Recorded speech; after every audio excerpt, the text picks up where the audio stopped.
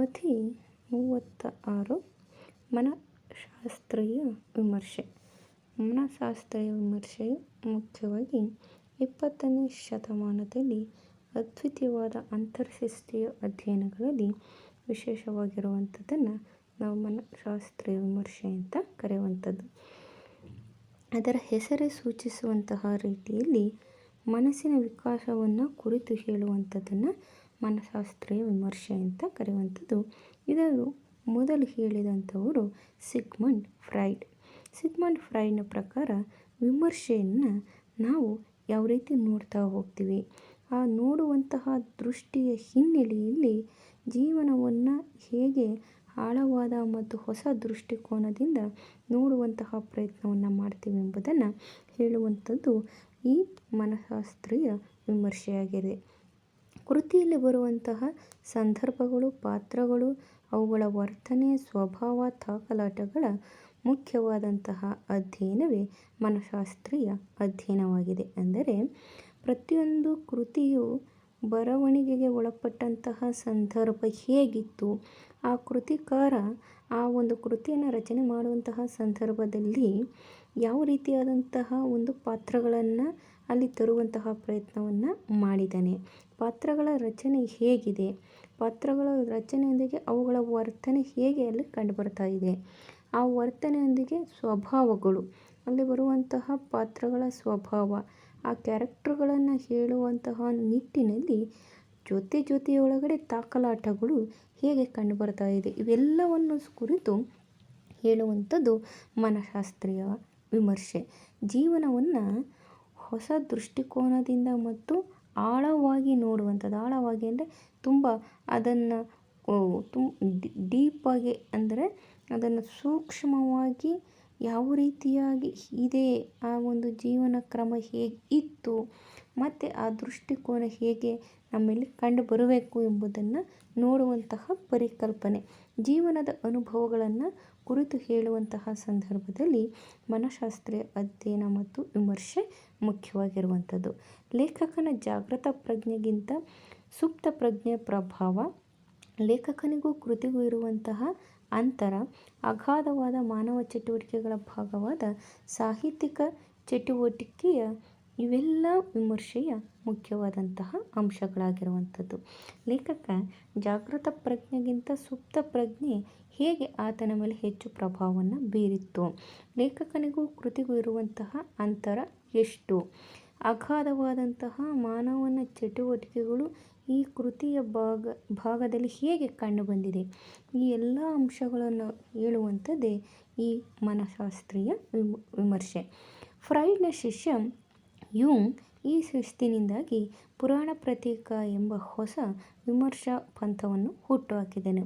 ಪುರಾಣ ಪ್ರತೀಕ ಅನ್ನುವಂತಹ ಹೊಸದಾದಂತಹ ವಿಮರ್ಶಾ ಪಂಥದಲ್ಲಿ ಯುಂಗು ಈ ಮನಃಶಾಸ್ತ್ರೀಯ ವಿಮರ್ಶೆಯನ್ನು ಹೇಳಿರುವಂಥದ್ದು. 1910ರಲ್ಲಿ ಅರ್ನೆಸ್ಟ್ ಜೋನ್ಸ್ ಎಂಬ ವಿಮರ್ಶಕ ಹ್ಯಾಮ್ಲೆಟ್ ನಾಟಕವನ್ನು ಈಡಿಪಸ್ ಕಾಂಪ್ಲೆಕ್ಸ್ ನೆಲೆಯಲ್ಲಿ ವಿಮರ್ಶಿಸಿದನು.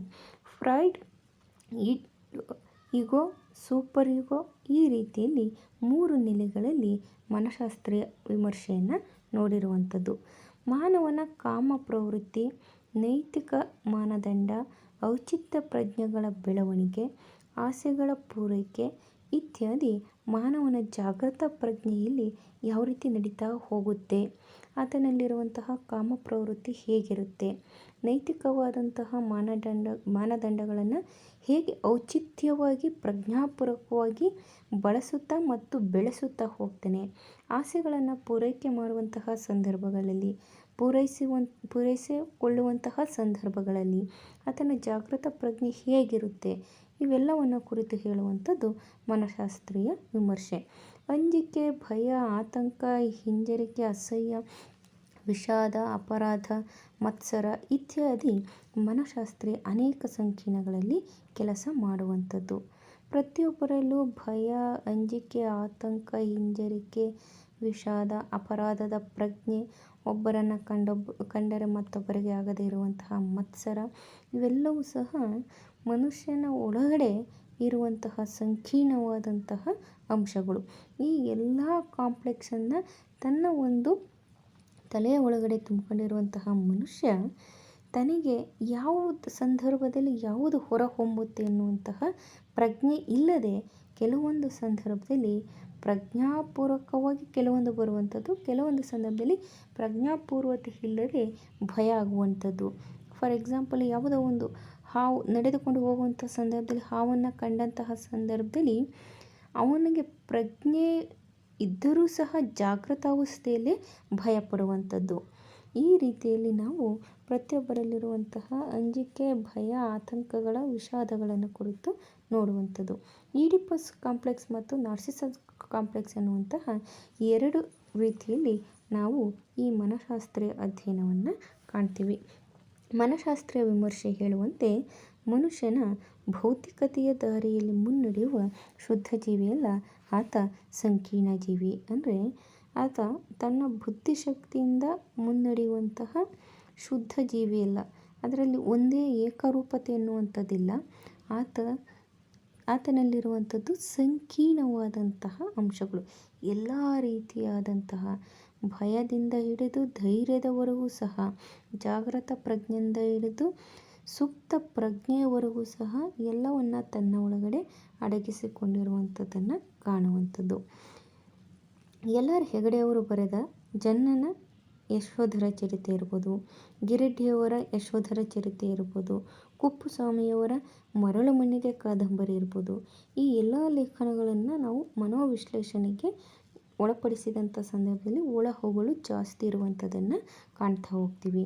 ಜನನ ಯಶೋಧರ ಚರಿತೆಯಲ್ಲಿ ಅಮೃತಮತಿಯ ಪಾತ್ರವನ್ನು ನೋಡಿದಂತಹ ಸಂದರ್ಭದಲ್ಲಿ ಗಾನಕ್ಕೆ ಮನಸೋತು ಒಬ್ಬ ರಾಣಿ ಮಾವುತನನ್ನು ಮೋಹಿಸುವಂಥದ್ದು ನಮ್ಮ ಒಂದು ದೃಷ್ಟಿಕೋನದಲ್ಲಿ ನೋಡಿದಾಗ ಅದು ತಪ್ಪೆನಿಸುತ್ತೆ. ಆದರೆ ಆಕೆಗೆ ಸ್ಫುರದ್ರೂಪಿಯಾದಂತಹ ಯಶೋಧರನಲ್ಲಿ ಇಲ್ಲದೇ ಇರುವಂತಹ ಯಾವುದೋ ಒಂದು ಪ್ರೀತಿಯನ್ನು ಮಾವುತನಲ್ಲಿ ಹುಡುಕುವಂತಹ ಪ್ರಯತ್ನವನ್ನು ಮಾಡುವಂಥದ್ದು. ಇದು ಆಕೆಯ ಮನೋವೈಜ್ಞಾನಿಕತೆ ಹಿನ್ನೆಲೆಯಲ್ಲಿ ನೋಡಿದಾಗ ನಮ್ಮ ಅರಿವಿಗೆ ಬರುವಂಥದ್ದು. ಯಾವ ಅಂಗವೂ ಸಹ ಸರಿ ಇಲ್ಲದೆ ಎಲ್ಲ ಅಂಗಾಂಗಗಳಲ್ಲಿ ವೈಕಲ್ಯತೆಯನ್ನು ಹೊಂದಿರುವಂತಹ ಅಷ್ಟಾವಕನಲ್ಲಿ ರಾಣಿ ಅನುರಕ್ತಳಾಗುವಂಥದ್ದು ಈ ಒಂದು ಅಮೃತಮತಿಯ ಕಥೆಯಲ್ಲಿ ನಾವು ಕಾಣುವಂಥದ್ದು. ಪ್ರಾಯೋಗಿಕ ವಿಮರ್ಶೆಯ ಲಕ್ಷಣವಾದ ಅನ್ವಯಿಕ ವಿಮರ್ಶೆ ಕೂಡ ಈ ದಾರಿಯನ್ನು ಅನುಸರಿಸಿ ಕೃತಿಯೊಳಗಿನ ವರ್ಣನೆ, ಪಾತ್ರ, ಘಟನೆ, ಮಾನಸಿಕ ವೇದನೆ ಕುರಿತು ಆಲೋಚಿಸುತ್ತದೆ. ವಿಮರ್ಶೆಯ ಒಳಗಡೆ ಅನ್ವಯಿಕವಾದಂಥದ್ದು ಪಾತ್ರಗಳಿರ್ಬೋದು, ಘಟನೆ ಇರ್ಬೋದು, ಅಲ್ಲಿ ಮುಖ್ಯವಾಗಿ ಕಂಡುಬರುವಂಥದ್ದು ಮಾನಸಿಕವಾದಂತಹ ವೇದನೆ. ಇವೆಲ್ಲವನ್ನು ಕುರಿತು ಆಲೋಚಿಸಿ ವಿಮರ್ಶೆ ಮಾಡೋದನ್ನು ಮನಃಶಾಸ್ತ್ರೀಯ ವಿಮರ್ಶೆ ಅಂತ ಕರೆಯುವಂಥದ್ದು. ಇದೊಂದು ಮಾನವನ ಮನಸ್ಸಿಗೆ ಸೀಮಿತವಾದಂತಹ ವಿಮರ್ಶೆ. ಆತನ ಮನಸ್ಥಿತಿ ಹೇಗಿರುತ್ತೆ, ಆ ಮನಸ್ಥಿತಿಯನ್ನು ಕುರಿತು ನೋಡುವಂತಹ ಅಥವಾ ಅದರ ಬಗ್ಗೆ ಚರ್ಚೆ ಮಾಡುವಂಥದ್ದನ್ನೇ ನಾವಿಲ್ಲಿ ಮನಃಶಾಸ್ತ್ರೀಯ ವಿಮರ್ಶೆ ಅಂತ ಕರಿತೀವಿ.